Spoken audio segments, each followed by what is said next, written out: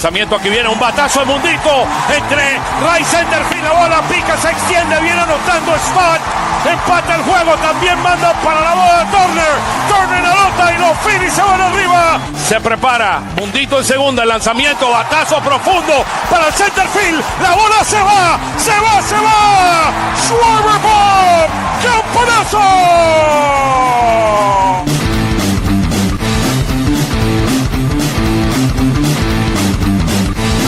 Aquí viene el lanzamiento, swing y lo ponchó.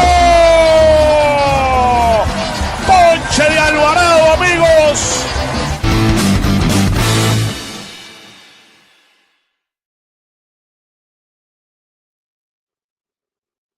Welcome to Phillies Weekly, another week of Phillies Weekly here with Jeff. We have some very, very special guests, and this to me was the best week of the season. If you ask me, if not the best, one of the best weeks of the season, 5-1 on the week, and the Phils are hitting in all cylinders. Durant came in like a magic wand, like Cinderella magic wand, and dude, it looks good. It's looking like we need to. I mean, looking like we're going some places now.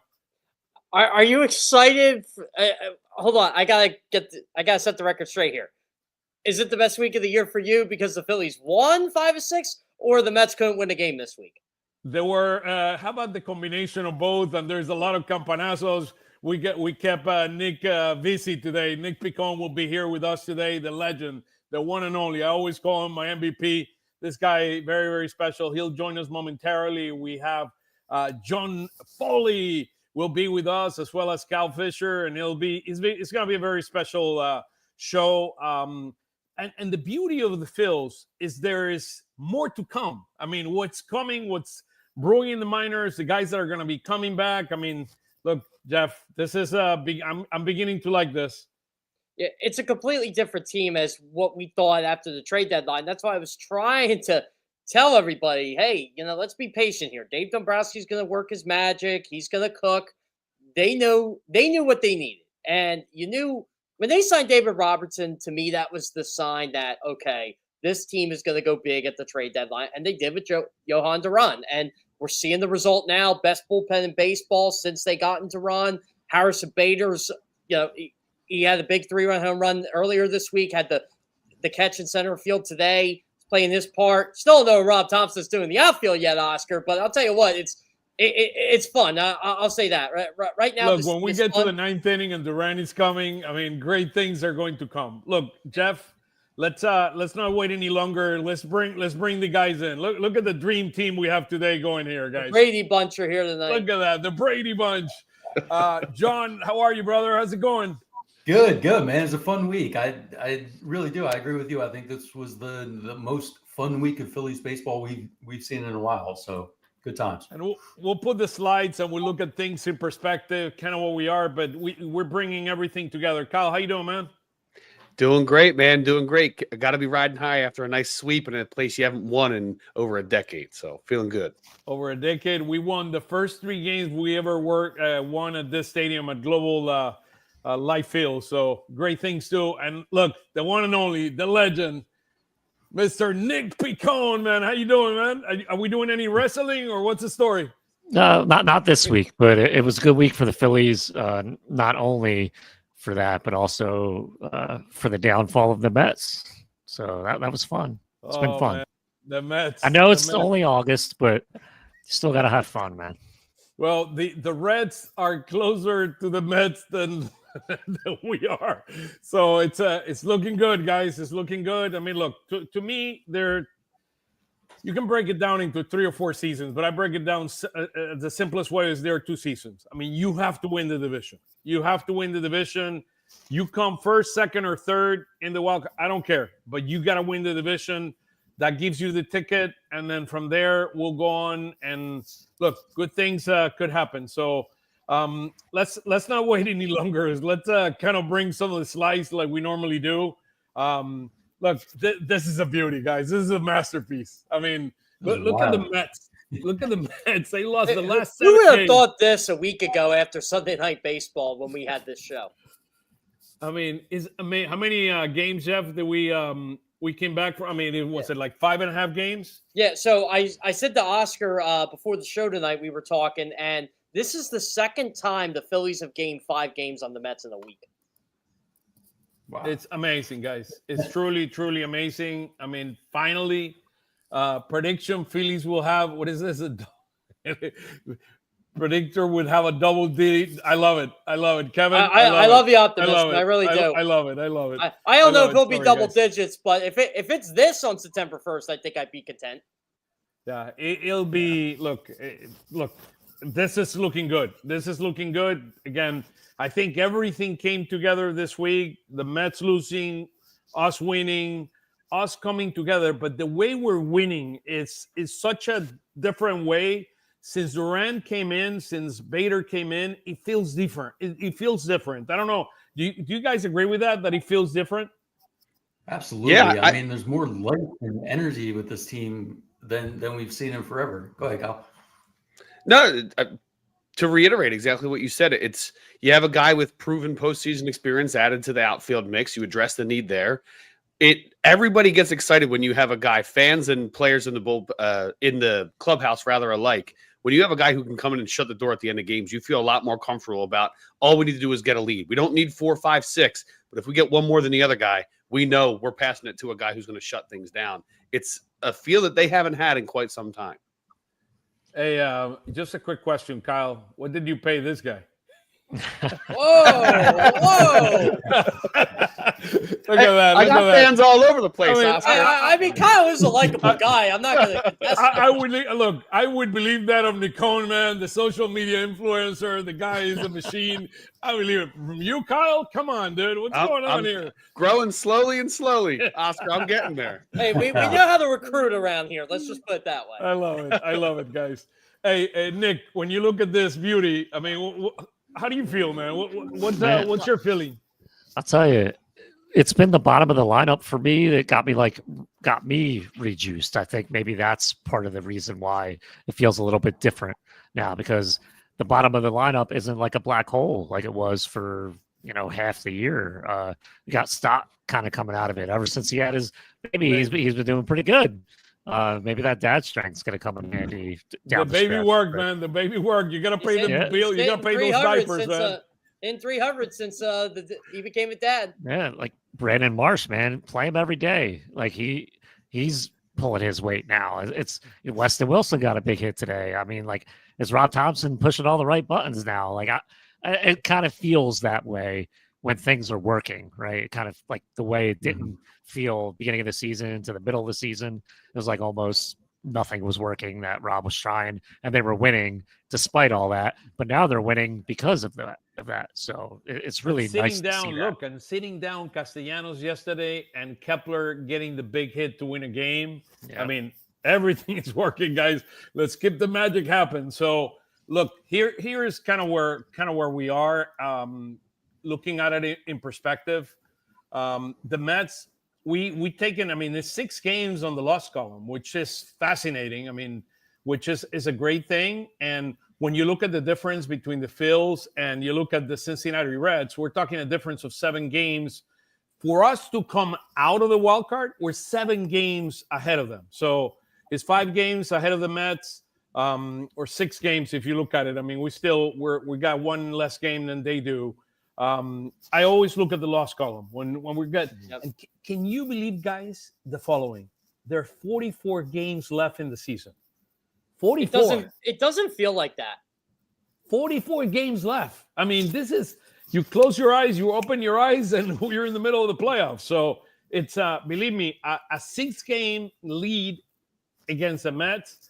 It's gonna be tough for them. I'm not saying that they won't. I mean, as long as we continue playing the way we are, and the great thing is there is artillery coming down from the minors very shortly to this team. At least there are 3 major pieces that are going to be coming up, but we'll talk more about that in a second. Let me go back to the slide where we talk about the weeks. Kind of here's kind of where you see the weeks and the beauty of this week. We were 5-1 with a 5.83 runs per game and a 2.17 ERA. I mean, or a run score per game. I mean, which is fascinating. I mean, this is, look, how many two weeks we've had? 5 of them. I mean, in the entire season, we're in week 20. Oscar, I want to point this out. This is the only week where both runs scored per game and runs allowed per game are in the green all year. I mean, you could put it here too, 533 and 288, but it's where everything came together. I mean, this is the week where I think we've never had a 217 and a 583 of that magnitude. Look, when we had, for example, this week was 533, and I mean, we didn't pitch as well. We hit it. We score more runs this week. I mean, it's amazing. It's amazing. Best week to me, and it feels. And I know it's Baltimore, and I know it's Texas. Texas has great pitching, and we got 5.83 runs this week. I mean, which is fascinating. You know what I think's big about this whole thing, and you and I were talking about this earlier, Oscar. It just feels like, and I've talked to guys on the team about this. It feels like when you get to the 7th inning, and they have a lead, they're not going to blow it. Not with Johan Duran in the 9th, and now you got guys in defined roles like Matt Strahm, Tanner Banks, or Ryan Kerkering. You're going to have David Robertson in that mix. You're going to have Jose Alvarado in that mix. It just feels like if they had the lead going into the bottom of the 7th, like they did on Saturday after Kepler got the hit, you're not saying it's a wrap, but it feels like a wrap. And Alvarado rested.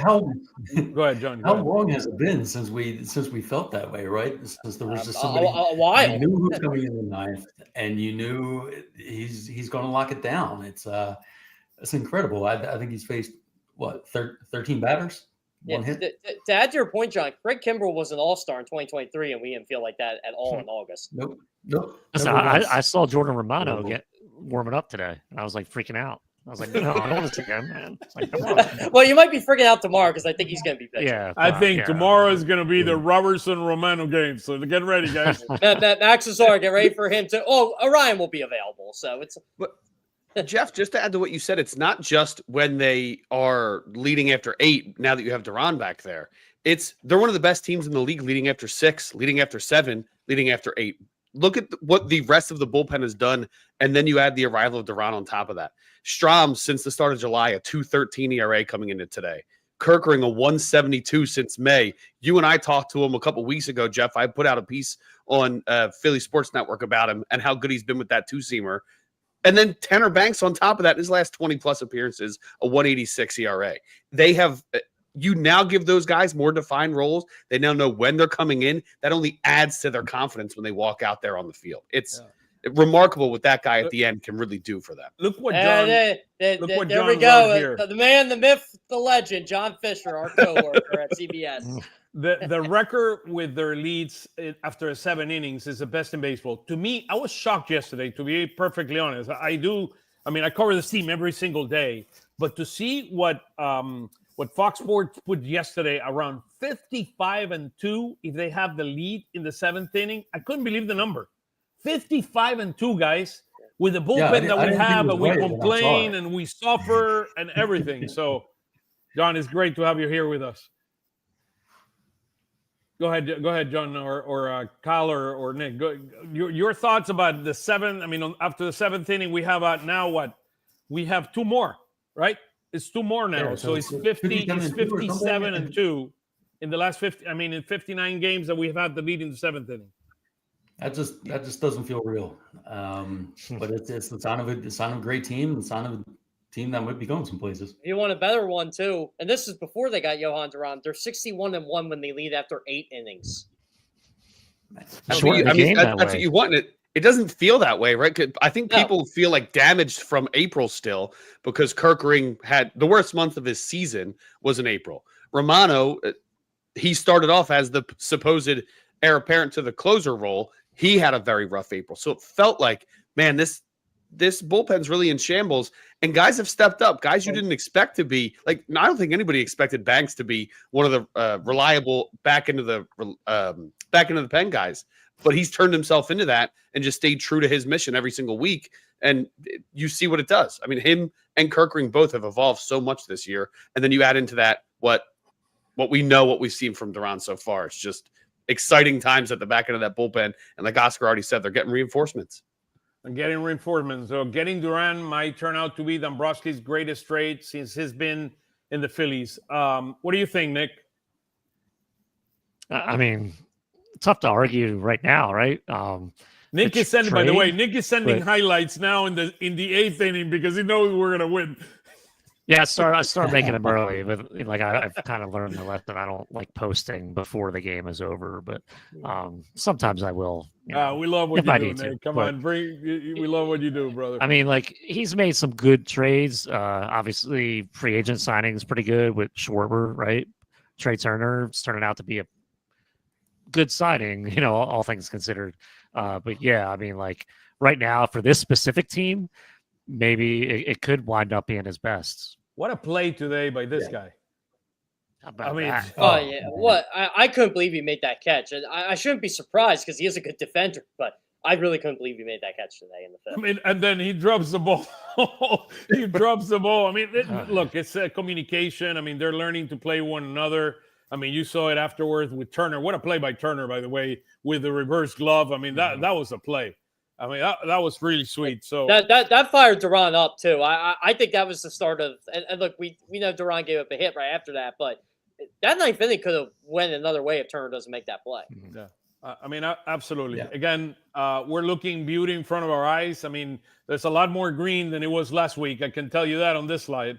So 68-49, 7-3 over the last 10, 13-7 over the last 20, 17-13 over the last 30. I mean, look at away. Now we're 31-28. We haven't played the National League East, seems like since May.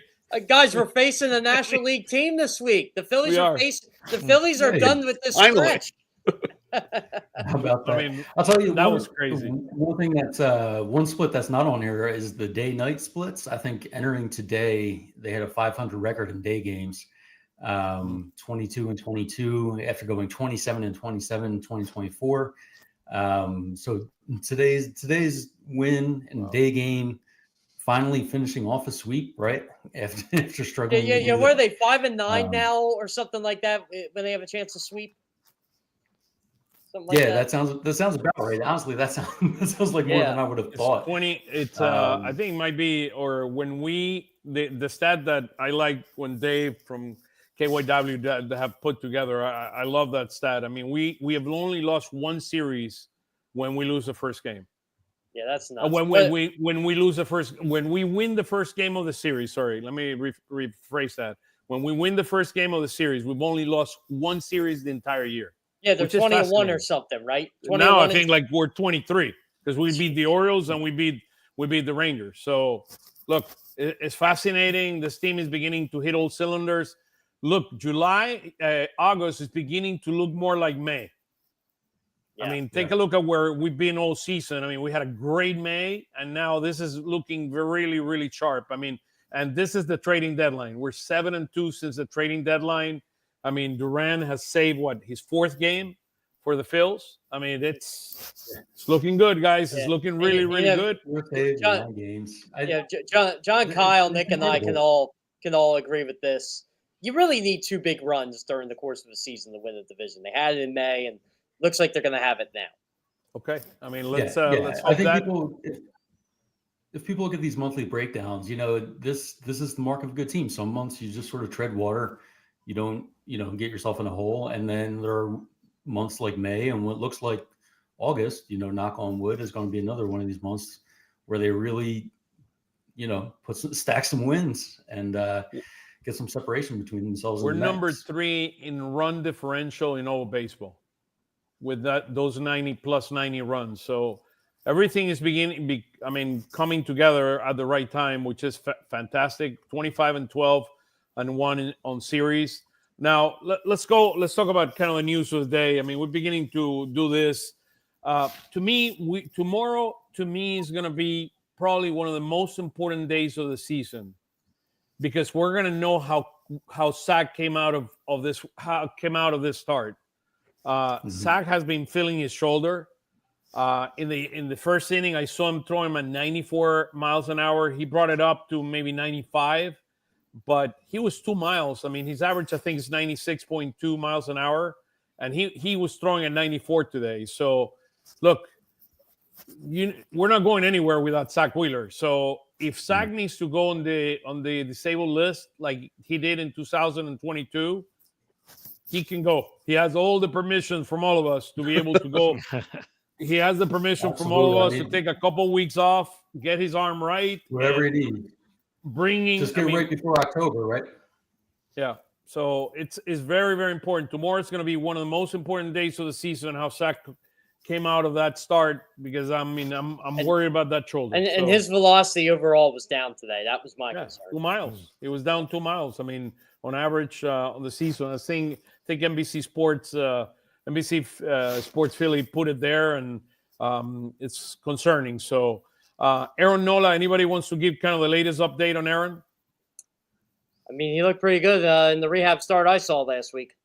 Yeah, he's pitching, I think, Tuesday, his last rehab start, and we're probably going to see him next Sunday. I mean, that's the plan as of right now. It'll be one thing with Aaron coming in, depending on what happened with Zach. There's a very high probability, particularly because we only have 2 days off the month of August, that we go to a 6-man rotation at least during the month of August or maybe the first week of September. There's a very, very likelihood for that to happen. Any reactions to that? I know Zach doesn't like that, but it's coming at the perfect time for Zach, though. He clearly needs a little bit of a rest. I don't know if he's the type, if he doesn't really have an injury, to accept whatever you want to call some sort of phantom IL situation. But the extra rest may help him get that velocity back. He said after the game today that it's a little bit tougher to pitch when your velocity's down because you're not getting as much swing and miss. If Nola can come back healthy, the other guys have been pitching pretty well. Luzardo seems to have figured some things out. Chris Sanchez might darn well win the National League Cy Young Award. And then on top of that, Taijuan Walker's pitching his best baseball in 2 seasons right now. So you have the reinforcements behind him. If you need to give him a little bit of a rest, and he has to, sometimes you have to tell a guy that he has to accept something, even if he doesn't like it.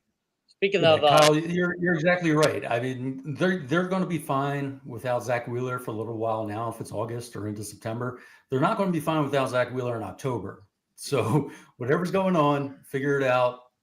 Figure out the best course of action recommended by the medical team. And Zach Wheeler may not feel like he needs more rest, but like you said, Kyle, sometimes you just need to tell a guy. You can't keep asking him, "Hey, you want to go out there anyway?" Even though we think that might not be the right approach. Trust your medical guys, get it right, and let's roll in October. But by the way, guys, this is the first time all year I did not get someone who asked me about Andy Painter all year. And I don't think you guys want to know how he pitched today because I watched the Lehigh game. And it's coming. We'll talk about Andrew Painter. I'm just saying it was not good. Look, I trust a lot of people in this organization. I don't think he's pitching in Philadelphia this year. I mean, most probably he's not. Most probably he's not. And look, I think we. I know we're very excited about his potential. But what he needs to understand that his health and making sure that he comes at the right time is more important than trying to hurry things up here. Look, he needs to do his magic. This team is in a good position, and I mean, he needs to get right. And I was talking quite honestly, they don't need him. Go ahead, Oscar. Yeah, I was talking to my friends, my dear friend Steve Porter, and he follows everything that has to do with the minors. And he said, look, he has so much experience looking at Tommy Young's and knowing that, I mean, control and it's the last thing that comes. So he's throwing hard. He's throwing at the right velocity. It's just more about command and control, and it's going to take some time, and always with Tommy Young. So I think we need to kind of put the brakes and say, you know what, you have the time. Just take your time and get it right, because once you come, I mean, you're not coming down anymore. So I think that's more important for everyone and for the Phils. Yeah, before last year, I think there are no long-term concerns. He's going to be great. He's going to be a star in this league. He doesn't seem like he's in a position to help this Phillies team this year, and that's okay.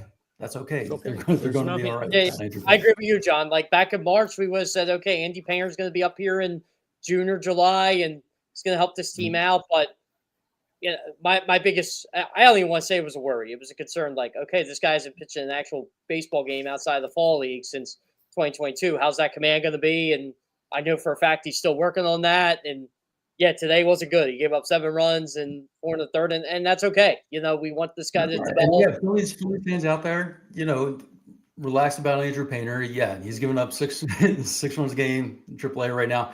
Probably not going to help the team this year. But hearing this stuff, well, he should have been shipped out then. And no, this guy's legit. I would like to tell. I'd like to tell Phillies fans this: go look up Roy Halladay's career sometime. His minor league career wasn't that great either. The first nor definitely not the second. I mean, the guy got sent down to Dunedin at one point after he made it, so to reinvent himself. Yeah. So look, when Dave Dombrowski tells you that this guy, his comp is Justin Verlander, I mean, yeah. I mean, I remember Bobby Cox, the ex-manager of the Braves, talk about Verlander and said, "This is the first guy that I think has the potential to win 30 games." I mean, I'm not kidding. You can go back and read it. When you hear those things and you hear the comps that Dombrowski and men of baseball that have been around, make those comparisons. Look, Andrew, you got all the time in the world, and at the right time, you're going to be able to come and do all the magic. Jose Alvarado, look, guys, if there is something that I cannot wait for the Alvarado Durant connection in the 8th and 9th inning, man. This bullpen is going to be unhittable. I mean, when the combination with his cutter, I mean, his sinker, the movement on his pitches, and then you have Durant coming from both sides, one a lefty and a righty. I can't wait for that to happen. I hope the Phils resign Alvarado. He has a $9 million option for next year. I hope they bring him because we're going to have an unhittable bullpen. Also, Oscar, that sinker hit 90 miles from the left hand. Yeah. 100 miles from the left side, 103 miles from the right side. Come on now. Yeah. That sinker today, Oscar. Yeah, that sinker today for Alvarado, he pitched today, 99 he hit. It's the movement, guys. It's the movement of those things are unhittable. It's not that they're throwing only 99 miles an hour or 100 miles an hour. It's that thing is moving. I mean, yeah. And it's basically, I mean, these two guys are gonna form hopefully the two best standings. And it's unfortunate. And I spoke with Jose. He's very, very sorry of what happened. He was trying to lose weight. I mean, he took what he should not have taken. And look, he's paid the price, 80 games. And look, he's suffering more than anyone. Look, the team was able to hold his own. Now we have Duran. Now we have Alvarado. And that thing, the best is yet to come, guys. And the Ryan Kerkring's pitching really, really well. Probably is the best he's been feeling all year, too. So I'm marking on the calendar 8 days. 8 days for Alvarado to come back. And Kerkring's bringing 100 too, so you're facing triple digits from the 7th on if those three guys are in the game. It's those extra 30 minutes in the weight room he's doing. Look, if you ask me right now who has the best bullpen, I think it's probably San Diego. I mean, what they have with, they have a really, really good bullpen. I mean, not just Mason Miller, but the closer. I mean, Suarez. I mean, you have, by the way, there's a guy called Morejon in their bullpen, a lefty. That guy is the nastiest guy you will find. I mean, Alvarado and him, he's good. Well, when we saw the Phillies face him earlier this year, it was not pretty. Yeah, it's not pretty. I mean, Morejon, he is a stud. I mean, he's a really, really good lefty. He's from Cuba, and he can truly bring it with great movement. I mean, Nick, any thoughts on Robertson? I mean, I know this is his third sting with the team. He comes to us now. Any thoughts on Robertson from the past and the present? For right now, like when they first signed him, I was like, okay. And Jeff, you mentioned earlier that was a precursor to you that, oh yeah, Dave's going to do something big at the trade deadline. But for me, like sometimes I'm Doomerville, and I'm like, oh no, I hope this isn't the big addition to the bullpen. So I'm very, very relaxed now that we have Duran and Alvarado coming back. That Robertson's probably your like 7th inning option, right? Maybe 8th inning, despite if Rob wants to use Alvarado in the 7th for lineup purposes or what. But we have like a set routine, like guys can expect when they're going to be used type thing, where we didn't have that before. And I think Robertson helps that depth. And if he can kind of reenact what he did with the Phillies prior, I totally forgot he got the save in Game 1 of the World Series until I went looking at my clips. I'm like, oh yeah, like Robertson was on the hill in Houston to finish off Game 1. Like he's got the moxie, like he's used to those high pressure situations. So I'm like comfortable with that, especially heading into August and September, where, these games are going to mean a lot more, especially when you're trying to get a lead and maybe hopefully vie for a bye.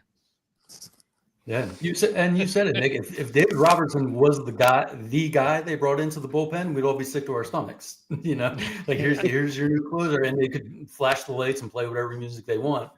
It's not going to be the same as having Geronimo out there. So having Geronimo in ninth, now we have Robertson coming in, and if he's great, wow, the bullpen really starts to look incredible. And if he's a little bit of a bust, they can deal with that now. They're not. He's going to throw the sixth inning. He's going to throw the sixth inning. Now, good news, guys. We got to thank Jeff Hoffman. He beat the Los Angeles Dodgers today. So I think we are tied right now with the Dodgers for the best record. But because we have the tiebreaker versus them, we're ahead of them, and we have the bye as of right now. Again, 4 more games to go. Second best record. Yeah. But we're ahead of them. Of them. So that's a good thing. That is a good thing. Alec Bohm, he had his first rehab today. I heard he made a tremendous play. I didn't see it. He made a nice play. Barehanded it. Yeah, it was a really, really nice play. Barehanded a pretty sharp grounder, fired it over first, looked strong. Offensively, I think he went 0 for 4, but he did. He looked healthy, and that's the main thing. Yeah, I mean, he's getting his timing back. That's what these rehab assignments are for anyway. Yeah, I mean, I think it's going to be interesting with JT hitting the way he's hitting. Role is he going to play? Is he going to be the 5th hitter? Is he going to be the 6th hitter? I remember when we moved Castellanos back to 7th or something. He delivered. I mean, he was hitting really, really well last year when we push him back. So it will be very, very interesting how he does it and what he does. So talking about hitting, so he should be back. My guess. This is my guess. He's probably gonna play maybe 1 or 2 more games. I'm guessing 2, and then he'll come maybe this weekend to Washington and join the team in Washington. That would be my guess. I don't know. What do you guys think? You guys think it'll be on Friday that he'll join the team, or Thursday? We play on Thursday, and probably after the Cincinnati series, I would guess. Yeah, that would be my guess too. Yeah, meet them in Washington. I think that's fair. Give them a little bit of extra time. Don't rush them out there to catch Cincinnati. Just have to fly back with the team a day later. That makes sense. No reason to rush them at all. That's it's the same same thought with Zach. Take your time, get right, because we're sort of clicking on all cylinders right now. Right now, Sosa's hitting pretty darn well. So I don't even know if you want to take the bat out of his hands. And the defense yesterday, I thought was key to win that game. I mean, he made like 3 tremendous plays at third base. Go ahead, Jeff. Sorry. Oh no! I was just about to add what all you guys are adding. Like, you can't take him out of the lineup right now. He's clicking, getting regular at bats. Defense has been great. I mean, really, it's at the expense of Otto Kemp. We don't even get to see Otto Kemp much anymore. Which, again, I got to add this too. The Phillies bench is deeper with Harrison Bader on this team, and Weston Wilson back to hitting like we saw Weston Wilson at the end of last year. It's a good thing right now. Like, this team just feels like if there is a weakness, and there is, it's not as visible as it was, say, a month ago. Yeah. No, without a doubt. And we'll see some of those stats in a minute. So we're 9th, but we went from 4.6 runs to 4.7 runs per game. Our OPS was 9th last week. Now we're 8th. This was at 746, and now it's at 752 on OPS versus right-handed pitching. We improve versus right-handed pitching. We're average. The average on OPS is 730. So we're above against right-handed and below against left-handed pitching. You remember, John, you'll remember this. You remember when Harper I think Milner was pitching for the Tigers that he faced, and Harper had to swing. It was on a Sunday night baseball, and Harper looked awful. Yeah, and he just kind of stood there. Yeah, that he stood there with his bat hanging up. I mean, this guy Did you is ever get an nasty, man. explanation for that? That was one of the No. most insane things No. I've seen. Yeah. That happens to Will. Like, didn't that happen to him one game last year too? He was just like, Mhm. well, No, it was, this isn't it was 2 moving. years So ago. I hopefully, think it was 2 years ago. I don't know if he was pitching for Detroit or Kansas I think City. it was the Brewers. I know he was with the Or Brewers. the Brewers. The at one Brewers. point. That's what it was. It Yeah. was the Brewers. Was that the same game when they tossed Schwarber out of? It was. I think it was the same series. That was hilarious. But with Hernandez at the plate, maybe with Hernandez, he thought he was going to get 4 balls throwing this guy throwing sidearm. I mean, it was crazy. But so look, we continue to struggle against lefties. I'm surprised they haven't thrown more starters or us. Like those guys that have started the game and pitched 1 or 2 innings and they take them out. I mean, with lefties, I'm surprised they haven't done more. Milwaukee did it to us. Was that they started 2 out of 3 games with the same pitcher, which was fascinating. With runners in scoring positions, we're 9th. The other thing that I've seen a significant improvement, we were 16th in baseball in percentage of extra, 7.8% of our hits are extra bases or swings or extra bases. We were 16th. Now we're down to 11th, and we were 16th in home run. And with 141, we're 12th. So we've been hitting much, much better lately. The chase continues to go up. We were 26. Now we're 28th in baseball, chasing the baseball. That is something that we're going to have to improve on. And the top 2 in chasing are Harper and the first one is Castellanos, and as expected, and the second one is Harper. I mean, I was looking at those numbers yesterday. Like Harper's at 30. The average in MLB is 28.4. We're at 29.8. Harper is at 34.3. I don't have the Castellano number. It's at 39.7. I mean, he's the highest number. And Bader at 31.3. So Bader is he's a free swinger as well to a certain extent. But that is a number that I know we've been trying to lower, particularly in the postseason where we had so much issues. And it's something that continues to pop up as an issue. Yeah, I just think it's always going to be an issue for this team. It's just the way this team is constructed, no matter how they try to chase it, pun intended. But, look, at the beginning of the year, their chase rate was down, and their offense was fine. But then everybody was saying, well, where's the long ball? Where are the extra base hits? And I think this is the cause and effect, right? The chase rate goes up. Yeah. But so do the home runs, and so do the extra base hits, and this team is starting to look like the team that we thought that was going to hit the second half of the season. So, maybe that's just a cause and effect scenario. You're just going to have to deal with it. This is who Bryce Harper is. You're not going to have Bryce Harper bring that chase rate down significantly and change his entire approach at the plate. It's just not going to happen. So, at a certain point, you accept who these guys are, but it is a concern. It's going to be a concern because we've seen it in a few different postseasons now, where the chase gets out of control. Everyone's pressing, and that's exactly how we've seen them sort of fall apart in postseasons past. So that's always going to be a nagging thought in the back of our minds when the opposing pitchers are able to look and say we're playing these guys for an entire series and sort of take a look at what they can hit and what they will swing at. I think that's part of the reason why we might see this problem show up more in the postseason than the regular season. That's a lot of speculation, but I do think it makes sense. So hopefully they can adjust. But for now it's working. You can score runs this way. Yeah. So how the green, the yellow, and the red works. If it's top 10, if you're top 10, you get green. If it is kind of 11th to 20th, you get yellow, and above 20th, you get red. So we're 28 out of 30 teams in baseball in chase rate, which is something that we need to improve on. And we're 7 in baseball swinging at the first pitch. So, and Castellanos is he's a fault for both, by the way. He's the guy that swings the most to the first pitch, and he's the guy that chases the most in our. Isn't he hitting 420 when he makes contact with the first pitch? Hey, his numbers are insane in his whole career when he makes contact on the first pitch. He goes up there hunting fastballs every single. I love it. He's like me when I play MLB The Show. Just swing at the first swing at everything. Not waste time here. Let's swing. But it's a great thing if they pay attention to these numbers, and maybe Bryson Stott noticed that he's not swinging much at the first pitch. I think he picked up at least one, maybe two, the first pitch hits today. Yeah, he did. So it's good. It's good to see some smart baseball. And the guys with the tendency to not swing probably going to get something good. Maybe somebody like Castellanos, everyone's aware that you're trying to swing. Maybe mix it up on them sometimes. I promise that I won't spend too much time on the next two slides. I'm going to take you out momentarily so everybody can see the screen better.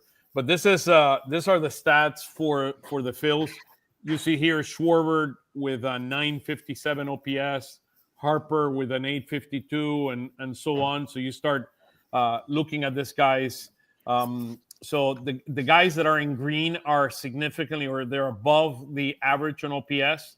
The guys that are in yellow, they are around the average of OPS, and the guys that are below, and you see Realmuto there, but this is for the entire season. But take a look at the next slide, which is the month of August. Brandon March, 1.379. Weston Wilson, he has just 11 at-bats, 1.3. Bryson Stott, 1.1. Kyle Schwarber, 951. Kyle Schwarber is the MVP of this team. He's been the most consistent hitter all year. Max Kepler, 807. JT Realmuto, 754. And then Mundito Sosa gone on average. By the way, his home run today, what a shot. That was a game time breaker. I gave him the MVP today because he deserves it. I mean, that guy, whatever he does for this team, he does magic. So look at Harper's. I'll tell you what, Oscar, it's telling me the bottom of the order is hitting, and they're not just hitting; they're really hitting. They're really hitting, and I mean, look, it's special. It is special. March has 2 home runs. One thing that I noticed on March, and I'm going to go back one slide, and I was talking, to people, and we know since the beginning of the season, March has not been hitting well. But one thing that I like to see from him is more production. For some reason, here it is. I want to see more production. 28 RBIs. We need more productions from him. Doesn't it feel like, though, he's the tone setter in a sense, because there really isn't anybody on base when he's up? Yeah, potentially. He was hitting 9 for a long time. Yeah, he was. He was. But look, I'd like to see a little bit more production, but without a doubt, he's turning his season around. It's not a fluke, and the guy is helping this team win games, which is great. I mean, that sacrifice fly today, by the way, I love how we played this series against the Texas Rangers, where we knew there were going to be close games. We bunted the runners over. We were able to hit the sacrifice flies when we needed. We played great defense. I mean, this team, that defensive play that Turner made in the 9th inning, what a play he made. I mean, that's not an easy play. I tell you what, Oscar, even the hit Kirkering gave up, the one that was in Sosa almost got that ball. Absolutely. Like, that's and he had to turn his body to do that. I do want to add with Marsh, too. Like, I remember, I think it was our first show of the year, Oscar. I've said, hey, there's an hourglass, there's a clock ticking on Bryson Stott and Brandon Marsh. This was kind of like the put up or shut up year. Brandon Marsh has put up, and you got to give this guy a ton of credit because, yeah, they don't play him against lefties much, but he is hitting a little better against lefties this year. I think it's 216 compared to 190 for the year before.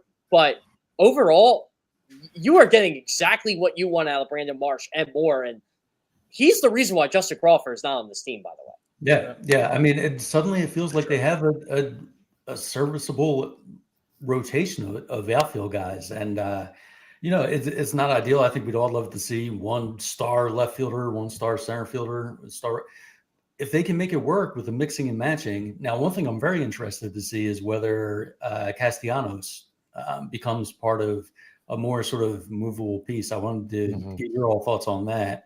You mean Kepler, sitting Kepler, and bringing Kepler up and Castellanos hitting, like what they did on Saturday night. The all lefty outfield against the right-handed starter yesterday, I believe. And I was wondering if you think they'll do more of that, or do you think really they'll stick the moving pieces in left and center and keep? You know what, John? I think they should. Honestly, like I think that's the best version of this team. I think you get a good defensive version with that. Look, even if you want to play Nick Castellanos every day, I'm okay with that. But I do think if you're pulling guys for defensive replacements in the 7th, 8th, and 9th inning, I think he should be a part of that. It's a tough question because Castellanos is so emotional with his dynamics. And what happened, if you start sitting Castellanos, then he goes down and he's not going to feel I'm concerned. There's some guys that need to understand that the objective is to win the World Series, and the T of team needs to come ahead of everything. It's going to be interesting because you know what happened. I mean, Castellanos, what he did when they sat him down for defensive purposes in Miami, I mean, he started going crazy there. And look, he sat him down, and he says, and he sat him down again. He sat him down 3 times or 2 times already. The first one was that time, and you saw it you saw it on Saturday. It's going to be interesting. Look, you know what, Oscar? It's not going to happen this year, but I remember hearing he was kind of upset he was hitting at the bottom of the lineup in the postseason in 2023, and they moved him up, and he had that one game against the Braves, but I really liked him when he was batting 7th. I thought he was an asset when he was down there. Yeah, I mean, he's a guy with a lot of pride. You know, and he wants to hit higher in the lineup. He wants to play every single day. That's great. That's the spirit of a competitor. But like you said, Oscar, sometimes you need to look at what's best for the team here. I mean, it's performance. At the end of the day, it's about performance. And look, Kepler, we saw the numbers on Kepler a second ago. And look, I did not have time to put the slides, and I want to thank NBC Sports Philadelphia for doing it. And sorry, they don't look pretty. I ran. It's not easy. It's not easy to do this when you're broadcasting. I can tell you that. Who on NBC do we thank for this? Do we thank Bob Cooney, Rob Kusers? All of the above, guys. Yeah. Who we thanking here? All of the above. So I'm sorry. I have like 3 slides from them that I thought they were really classy, and I kept their sponsor. So thank you for their sponsor. Hopefully one day they'll sponsor us as well. But look, this is the last. Yeah. We need some sponsors here, guys. I'm back. Nick, you're making it. Try to bring the juice here, dude. Come on, it's all Nick Piccone's fault. How about that? Look, last 10 games, guys. 290 average, an OPS of 883, 16 extra bases. I mean, the double that Kepler hit yesterday won the game. That's a good outfield right there on that slide. Look, and the home run he hit against the Orioles. I think the game was 1-0, and he hit a home run, a 2-run homer. That was the difference on that game. Look, Kepler, thank you, guys. Thank you. And I know we've been harsh, and it has not been easy for him. But look, you got to give credit when credit is due, and I take my hat off to him because, I mean, the guy deserves the credit. Yeah. Look, I don't know if that 6 game and all is forgiven, right?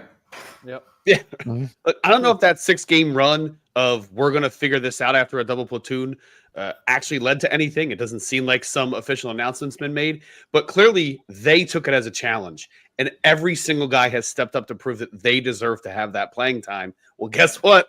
It's going to cause you to have to figure it out more, but everybody stepped up in a way that it felt like a challenge from the manager more than it was, we're going to tinker. We're going to figure it out. We'll let you know on Thursday. Well, it didn't matter. These guys stepped up, and they've all forced his hand to, like, I thought I was going to have a decision Thursday.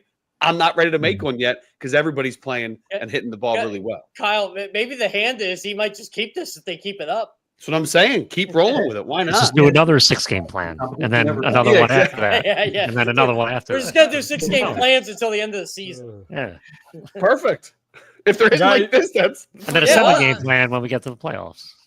Yeah. By the way, you can fault MLB for making games back to back. I don't have time to do the slide, so let's go to the next slide. Sorry, courtesy of NBC Sports Philadelphia. Another one, guys. They're 3. This is number 2.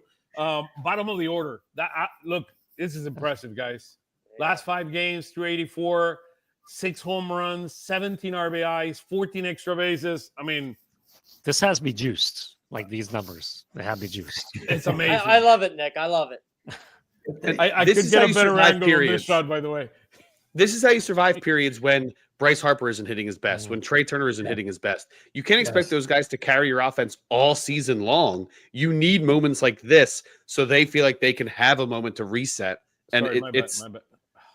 it's perfect timing. You know, you have guys, you just said Bryce Harper's chase rate is through the roof. Maybe he's taken a little bit of a downturn for a little bit. Trey Turner went through a slump that he's seemingly breaking out of the last couple of days. When guys are hitting like this, you can survive those moments, whether it's the regular season or the postseason. Yeah, and you know what? Exactly, We can even yeah. add JT Realmuto to this. I know he hasn't hit Mhm. 6-7 favor knife recently, but 343 since July 1st. You'll Yeah, take that. I mean, every time you think, You call me? maybe he's seen the best of JT Realmuto, maybe his best days are past. He steps up and has a stretch like this, and you can't say enough about the guy. When he's hot, that's a long Phillies lineup. And you know what? He's a class act. I mean, this guy's special human being, special person. One of the hardest working guys in that clubhouse is him, his preparation, the attention to detail that he plays. I've talked to Marchand about it, and he's learning so much from JT and the way JT prepares for games. I mean, it's really, really special.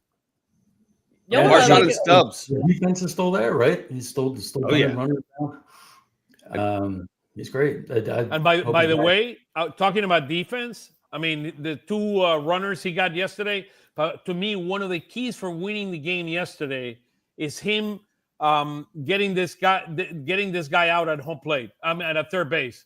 Adolis Garcia. I don't know why in the world. The game, I think it was 2-1. Why in the world would Garcia go when he's in the scoring position with one out? It did not make any sense. Right after that, correct? Like he would have scored if he was on second. He would have scored with a base hit. With a base hit. So, hey, but JT, nobody runs on JT. We call him Superman in our Spanish broadcast. This guy is a real deal, man. He's really, really special guy. Yeah, I got a cool JT Realmuto story. So on alumni night, everybody's looking at this guy who came in, and I know the guy looks familiar. And I'm like, all right, Jeff, go look at your Phillies history. You got to try to get a clear image in your brain here. Guy had a beard. It was Mike Lieberthal, and he went up to JT and couldn't wait to meet JT and talk to him. I'm like, okay, this is one of the best catchers in Phillies history, and he's giving this love to JT Realmuto. I thought it was really cool. It's something I want to talk to JT about when they get back from this road trip. That's awesome. That's part of what makes the alumni weekend that they put together so incredible. They really do a great job every year. With so many of the folks, so many of the ex-players coming back, and it really feels like such a family. Yeah, they do. I mean, I've experienced it with other teams and seen it. Nothing like it. The Phillies are the best.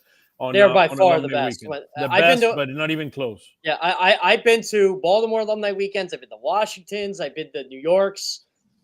Phillies trumpet, man. It's not even close. Yeah. I mean, I think the bigger question is going to be, to me, his priority number 2 in terms of re-signing after Schwarber. So I agree with you. I mean, who's going to catch if it's not him? Yeah. Kevin mentioned it here. Also, Phillies Eagle. I saw your news. I'll put it in a couple minutes. Is it about the Landon Dickerson stuff? Yeah, that's why I was on the phone. Landon Dickerson get carried out on a stretcher. Did you hear anything, Jeff? Just that he was carted off. They're going to do an MRI on him, and we'll probably. What is it? Knee? Is it his knee? A knee. Yeah, it's a knee. And his knee has never been excellent. So. I mean, hopefully they got to get rid of. I'm gonna get in trouble here. They got to get rid of these open practices, man. But I'm still haunted by Stuart Bradley, like 19 years ago. I mean, that would open a huge hole. That guy is an anchor there for Saquon. So that's an whole pro left guard. Like you just don't replace them. More than an all pro. I mean, him and Mailata on the left hand side. That's amazing. But enough about the Eagles for now. We'll talk at the end if you want about the Eagles. But let's talk about pitching here. Look. The Phils are the number 2 team in ERA among starters. Number 1 is Texas, and we just swept them. Number 1 is Texas Rangers. Number 2 is the Phils. 337 for starting pitching. But I say I don't know this. Can you see my cursor when I move it or no? I don't see a cursor. Oh, okay, got you. No, I don't know because I'm moving it, and I said, "Here, you can see." I mean. But no, we see a cursor. It's just not moving. Yeah. Okay. Got it. Overall, starting pitching and relief pitching, we have the second. Believe it or not, we have the second most wins. 68 wins is the second most in all of baseball. Number 1 is Milwaukee with 73. Milwaukee's playing. They won the last. Is it 7 games in a row? or 9 games in a row. I mean, they are. I mean, they swept the Mets, and they're playing outstanding baseball. The Milwaukee Brewers. But- Should I give you my style and relief pitching right now? Is this a good segue for it? All right. Sure. So, since Johan Duran arrived, the Phillies are first in batting average against 143. They're first in WHIP at .68. Very good. They're fourth in strikeout rate. I believe they were in the 20s before they got Duran, so at 29.7%. Walk rate, they are. I gotta look this up here quick. Oh, they are first, 5.4%. So they got the lowest walk rate in baseball. Oh, and their ERA is fourth in baseball. Just to be clear, we're talking about the Philadelphia Phillies bullpen here. This is the Philadelphia Phillies bullpen. Philadelphia baseball. Or every time John, Nick, Kyle, Oscar, and I tweet about the Phillies bullpen, I'm always told they suck. I haven't heard that in a while. We love them, guys. We love them. Wow. No, just kidding. This number was 456 last week. Then the number that is in red there for the relief pitching, the ERA, was 456. Today's 430 and improving. And as you said, we're fourth in baseball in ERA over during the month of August. I'm going to try to and I'll show you in a couple of slides. You'll see where individually where our pitchers are in the month of August. The relief pitching is a little strange. Why? The numbers when you see the reds and the yellows and all that, because they are one of the bullpens that throws the least innings. Because we use so much our starting pitching. So that is, I mean, today we had 4 innings of relief pitching, but normally we have 2 or 3, which is kind of the reality with the starting pitching that we get. So that's why they are the lowest team in allowing base on balls, and we're one of the worst in terms of strikeouts because we don't have enough innings. So that's part of the dynamic there. Those numbers are going to change a little bit. Last week we're up to 10th right now in saves for the season. And we're 11th in save opportunities. We have kept the blown saves. So over the last week, we had 17, and we continue to be at 17 blown saves. We were 27th in all of baseball in terms of blown save, but that number is improving. Going back to my dear friends, I promise this is the last slide from NBC Sports. Thank you guys, courtesy of you guys. Hey, they do a great job, man. I gotta give them all the credit in the world. Thank you for the slides. Thank you for the video I steal. But this is what you were talking about, Jeff. Oh no! You know where? Look, I'm gonna toot my own horn here. I tweeted that a day before that was on the broadcast. But so they copy you. Oh, come on! No, they didn't copy me. I just thought of it first. That's it. There's no credit in me. I'm glad they put it on the broadcast. That's awesome. Okay. Courtesy of Jeff Kerr and NBC Sports Philadelphia. How about that? We'll do it. No, but look, the beauty of it. Look, second in National League since August 1st. This bullpen is a very different bullpen. Let's be very clear. And in how many games have we played since then? 9. Duran has saved 4 of them, and Thompson have been booed at least once that I recall for not bringing him. That was funny. Poor Max Lazari gets booed because Brandon Marsh hits a home run. Yeah, I hope Lazari understood what was going on there. He did. He did, John. Okay. Trust me. Okay. He laughed about it. So Max Kepler didn't, but that's. By the way, guys, can we talk about how sad that interview was the other night? It was. I felt bad. Nick, you went viral again for that. Yeah. I mean, I had to at least post it because it reminded me of the Castellanos interview a couple of years ago, where he was just everyone was like, "Oh God!" He was talking about his struggles pretty openly and for the first time, and people kind of took it easy on him after that. So I think the same is happening with Kepler a little bit. I hate when this happens, when they remind you that the real human beings with right. I do not like that, because then it's that they're actual people, and you always feel bad, even though you got to report what's being told to you. The days might be ending for Max Kepler, and it hasn't happened yet. I think he's extended his time. I'll say that. Look, and when you're in trouble, you can at the end you can bring Weston Wilson, that continues to have an ERA of 0. By the way, yeah, buddy. Yeah, I mean he can hit and pitch. He can do it all. Yeah, he can do it all. The guy 3 innings, he did not allow a run. So hey, Duran 4 games, 4 innings, 1 hit, which was today, 3 strikeouts. The guy can do everything. He can do no wrong. by the way, let's take our hat off to Christopher Sanchez, man. That guy is amazing what he's doing. 11-3. He's together with Luzardo, the guy that has the most wins. I mean, also credit to Luzardo that despite his ups and downs, I mean, he has won 11 games for the Phils, 2.36 ERA in 23 starts for the kid. I mean, 144. I mean, Heenan Wheeler. I mean, being under the wing of Wheeler. I mean, it's amazing. They both have pitched 144.2 innings. Wheeler has significantly less hits. But hey, the kid has less runs. 39 runs he's allowed, only 10 home runs. Wheeler has allowed 18 home runs. He's still learning in terms of striking out as many batters. But Christopher Sanchez, what a season by him. The 1-2 punch between Wheeler and Christopher. I mean, and Christopher is going to be special when the postseason. Kerr continued to do his magic. Alvarado 270, he'll be coming closely. And Ranger, he has not been himself in terms of sharpness and control over the last since the All-Star game, but hopefully he'll continue to sharpen his axe, and he continued to axe a lot of these guys the rest of the year. Any thoughts on kind of our pitching? I mean, our entire pitching staff for the year, and then we'll move into August. We move into August. I mean, green guys. Sanchez, it's just watching has just been a goddamn delight. Watching his development, you could see he's always had the big arm, but the maturity, runners on base, working out of jams now, whether it's Wheeler's influence or anything else, he's really come a long way, and it's incredible. These are the numbers in August. You see there, Luzardo at 3, and then on Kerr at 225, Banks at 225. Hey, credit to Banks. I mean, Banks has significantly helped this bullpen.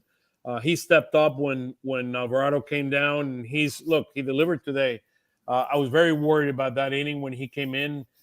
If you look at his splits between righties and lefties are significant, but kudos to him. He struck out the first 2 hitters. I mean, the guy did really, really well today. So, look, this team is hot. I mean, Wheeler, 409 in 2 starts. Ranger, 540. I mean, he got hit hard the other day. And Matt Strom, 579 after not allowing a run in 10 straight games. So, look, this team, we're playing as a team now, and we're delivering, and we're 7-2 over the last 9 games in the month of August. So that's great news. Let's talk about the minors just a little bit. I mean, let's not spend too much time on Painter. This does not include the game today. He allowed 7 runs.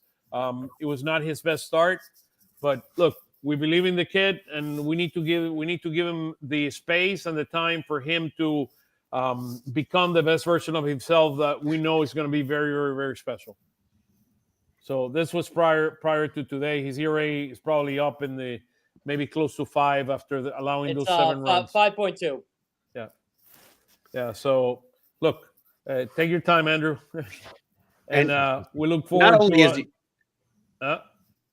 only is he a young kid, like, who not every single 22-year-old that comes out of the draft and gets surgery is going to be electric when they debut. But when you have a guy in Taijuan Walker who's been doing what he's doing, there's less pressure on this guy to come up.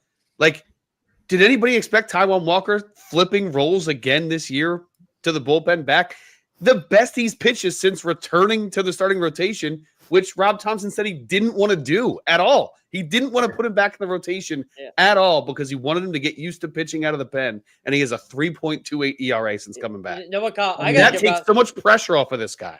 I got to give Rob Thompson his flowers on this, too. Like, remember when they were coming out of the All-Star break as Taijuan Walker in another start? Yeah, it's his. Like, I think Rob Thompson shown the confidence in Taijuan Walker, even though he did say he did not want this. Like, he did not want to put him back in the rotation, but you kind of had to do it, and it's working out for him. Like, look, Taijuan Walker ain't going to be starting in the postseason, but he's getting him through this season. And he's earning it. Remember, he got left off the postseason roster a couple years ago. He has earned his right to fight for that spot this season. Yeah, he's done everything they've asked. If you talk to anybody in that bullpen or that starting rotation, the first thing that they say about him is what a high-level competitor he is. Yeah. He is that type of guy who's going to go out and do whatever he needs. You never heard him complain, right? You never heard him say, "Well, I was told I was brought here to be a number 3 starter," and now I'm in the pulpit. No, he understood that the performance was on him. He never complained. He just kept working. And now he's in a good spot. Now he's a valuable part of the team. I mean, credit, by the way, credit to Taiwan and to Kepler for putting up with, I mean, because it was harsh, guys. I mean, it's been harsh, and they kept their head high and been delivering. And but one thing Taiwan I really is a really nice guy. Taiwan, even when he gets those questions from us, well, what do you want to do? Do you want to start? Well, yeah, I'd love to start, but I'm going to do whatever they ask me to do because I want to win. And that's why he is so beloved in that clubhouse, especially like you said, Kyle, especially in that bullpen. I remember Strom told me earlier this season about him. He was like, he's the type of guy when he goes out there that like they're not going to pitch him 2 days in a row, but if they need him, if they ask him, hey, how you feeling? Even if his arm is dead, he's going to be like, give me the ball. He's that type of guy. Like, give me the ball. I'm going to go out there and compete against the best because I think I'm still one of those guys. Yeah, he's fantastic, and it's great to see him pitching well again. And just a testament to the entire rotation is how little we talk about Aaron Nola, right? There could be a lot of iterations of the season where we're all just waiting, saying, "Oh, this rotation is a mess," but when we get when we get Aaron Nola back, we get this huge piece back, then they'll be okay. Well, no, I mean, Aaron Nola's on his way back, and it's going to be a fantastic addition. But in the meantime, these guys have held it down, and it's incredible, really. Even through rough patches, each guy has worked through rough patches, and maybe Ranger and Zach are in their rough patch right now.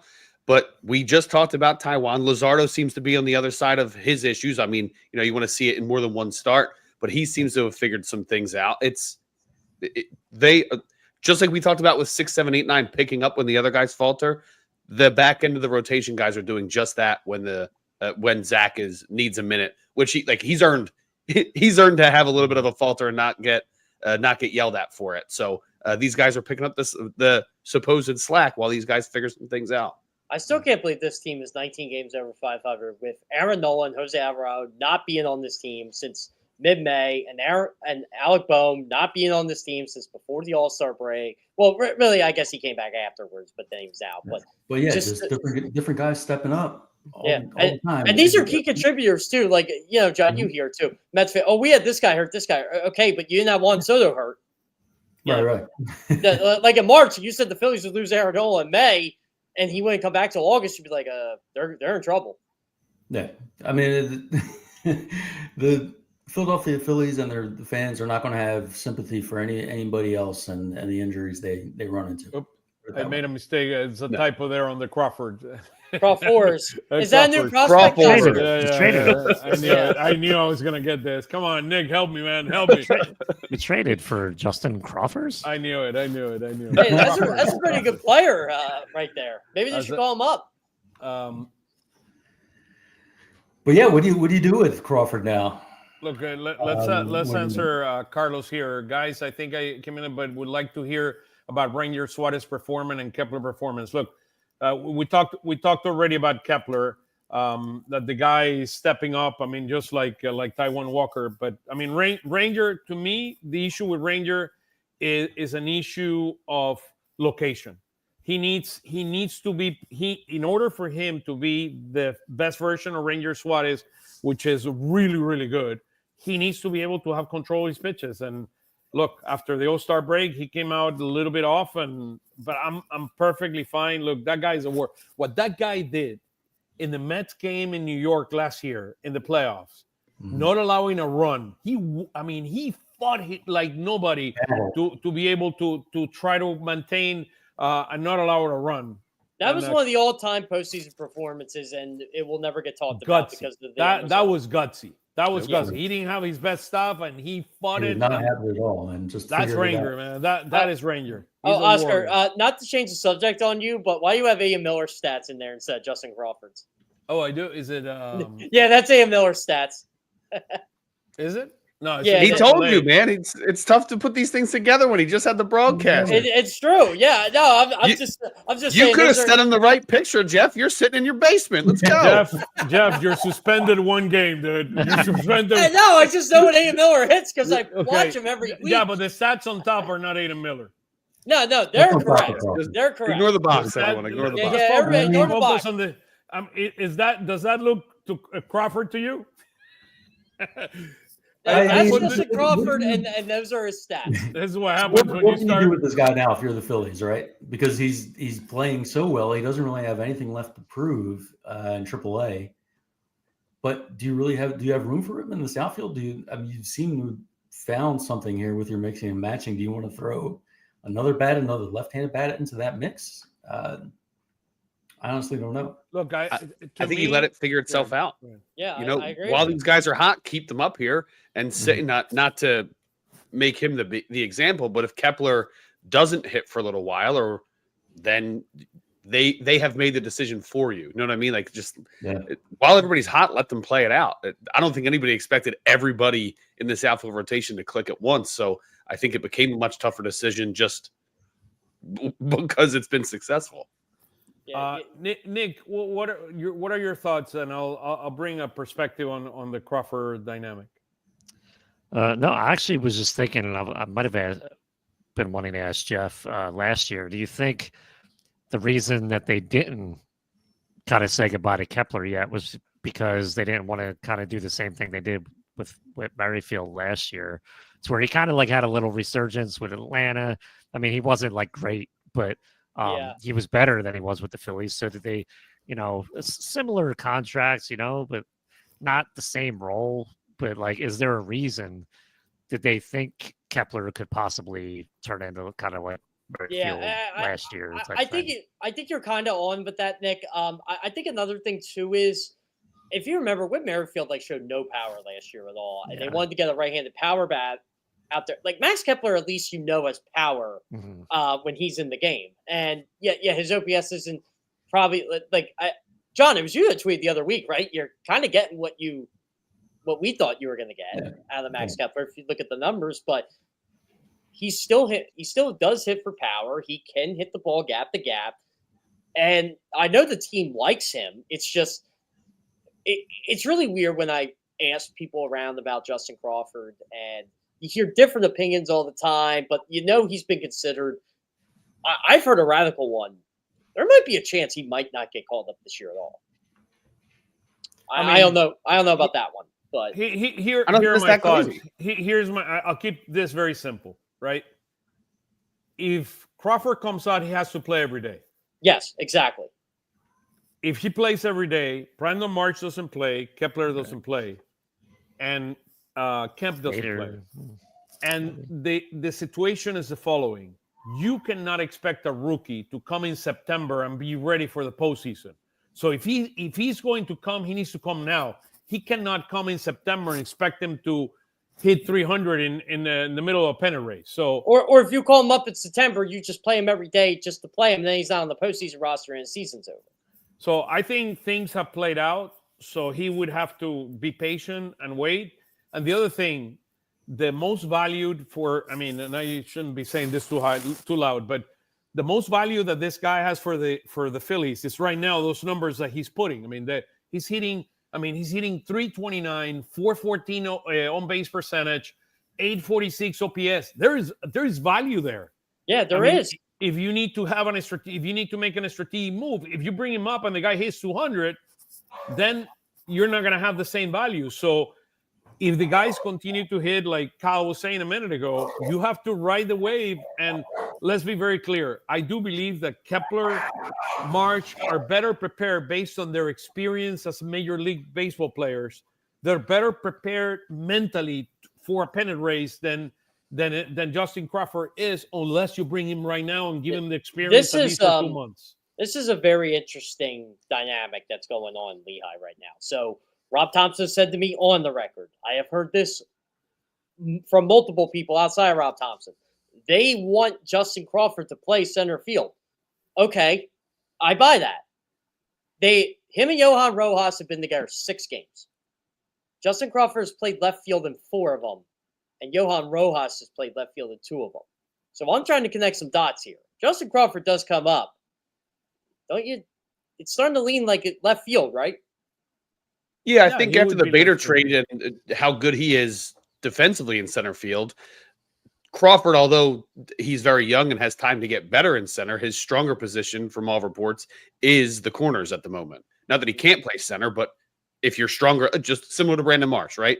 He's better in the corners, still a capable above average to average glove in center field.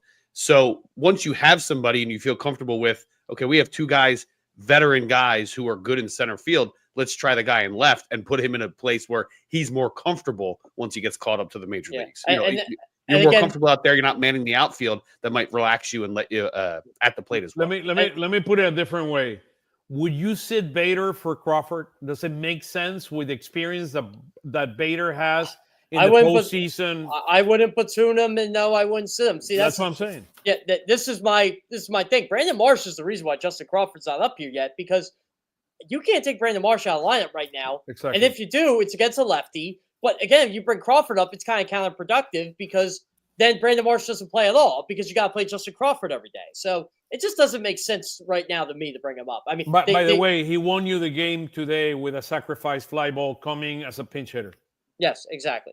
So I'm looking at it as, look, I know everybody likes to talk that August 15th thing. I'm just hearing different. No, it's not about August 15th.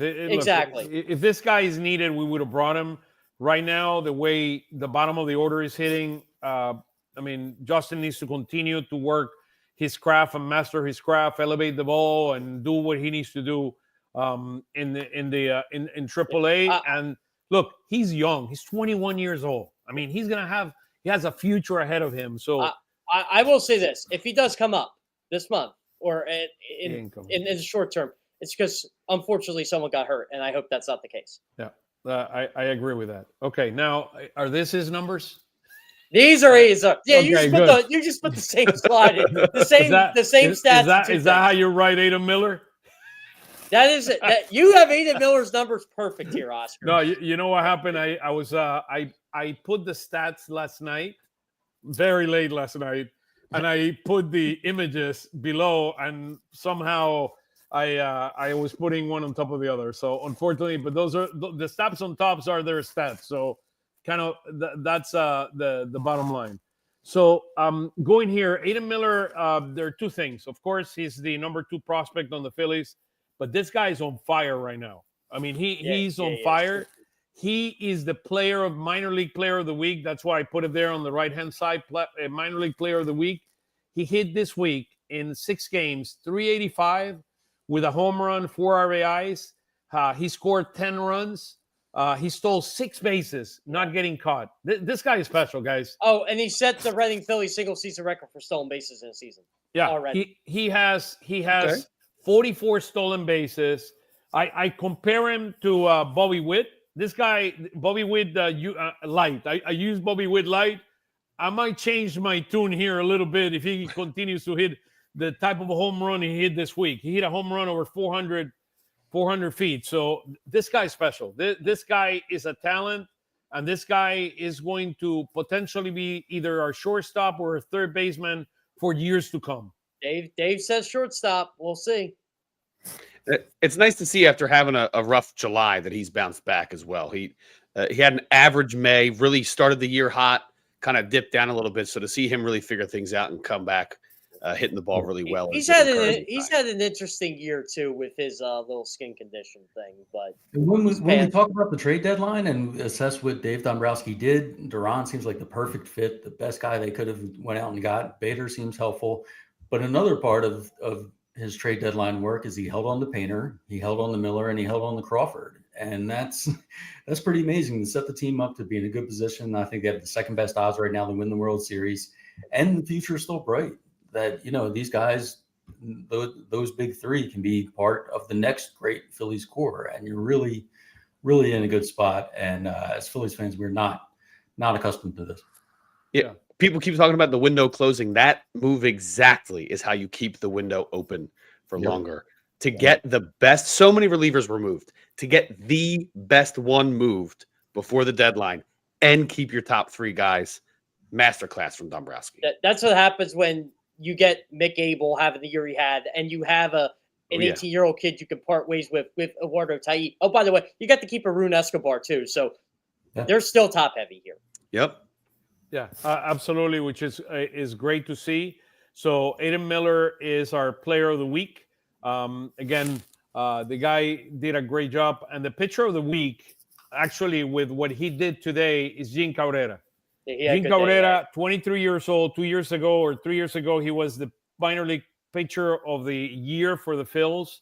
This guy was throwing a no-hitter today.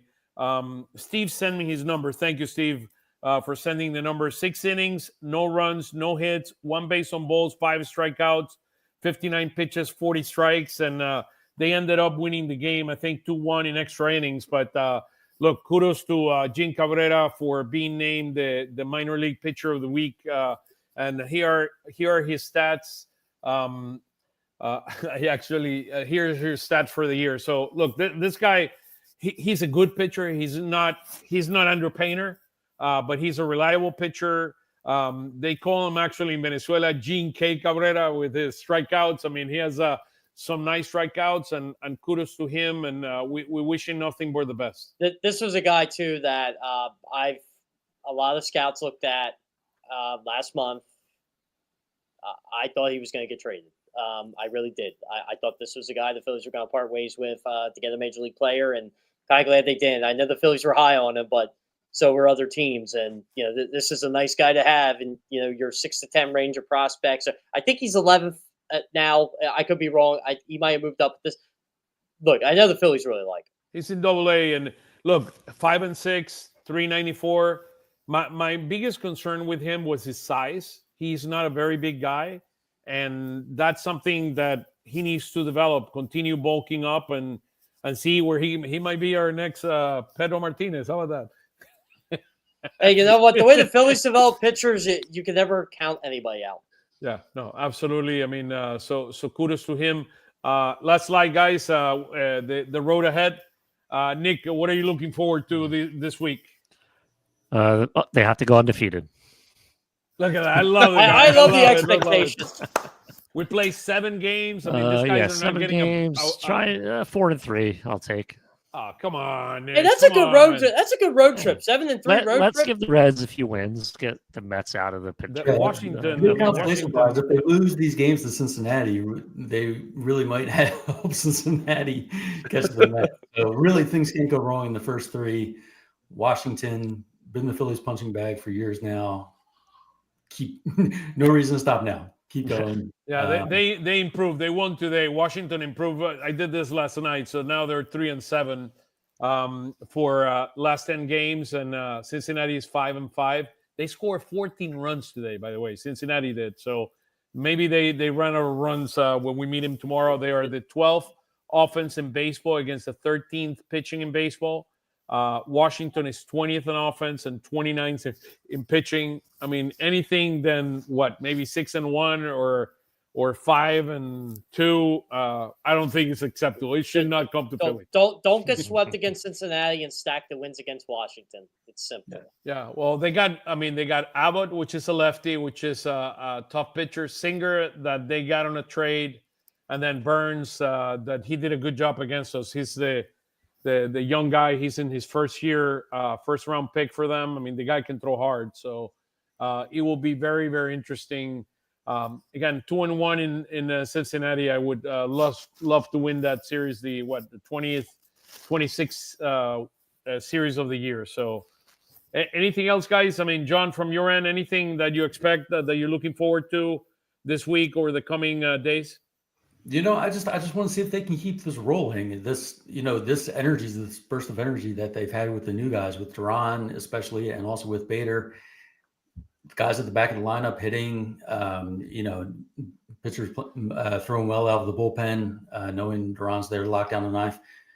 Is this just a short burst of energy and excitement and high level play, or can they maintain this down the stretch, finish strong, and keep it rolling into October? That's great. Where can we follow you in social media, John? You can find me at 2008 Philz, PHILZ, on X and Blue Sky. As we get closer to the postseason here, there'll be some long form writing on that Twitter account. Absolutely. Kyle, where can we follow you on social media? At Kyle Fisher 45 on X and Blue Sky, Kyle Fisher Media on YouTube, but 45, and you can catch me on Instagram with the same handle as X. That's where I post all my reels and stuff. How about you, Nick?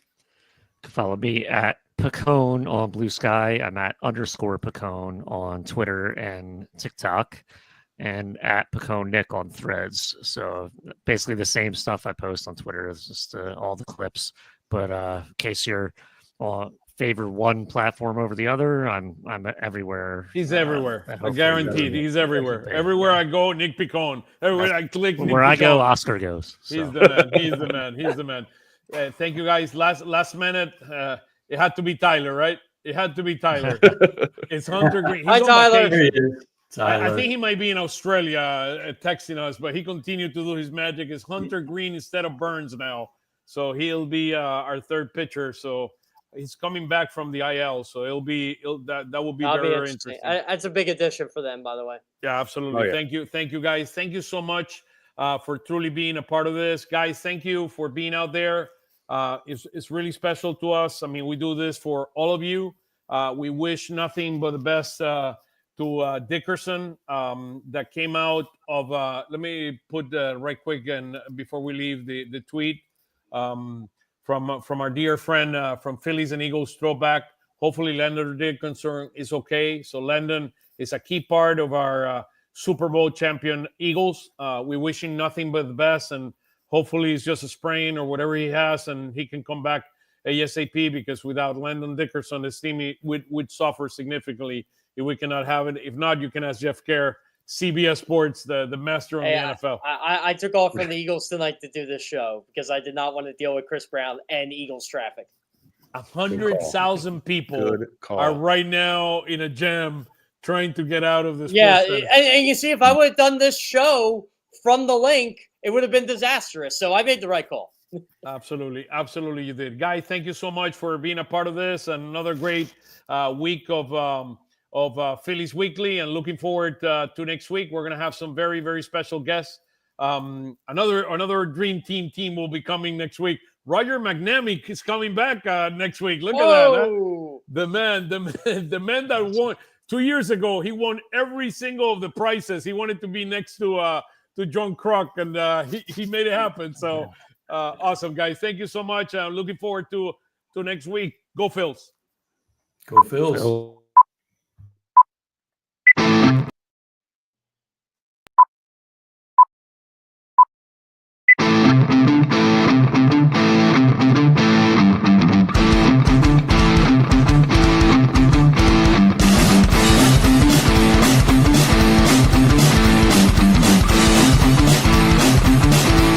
Lanzamiento, aquí viene un batazo de Mundito entre right center field, la bola pica, se extiende, viene anotando Scott, empata el juego, también manda para la bola Turner anota y los Phillies se van arriba. Se prepara Mundito en segunda, el lanzamiento, batazo profundo para el center field, la bola se va, Schwarber Bohm, ¡campanazo!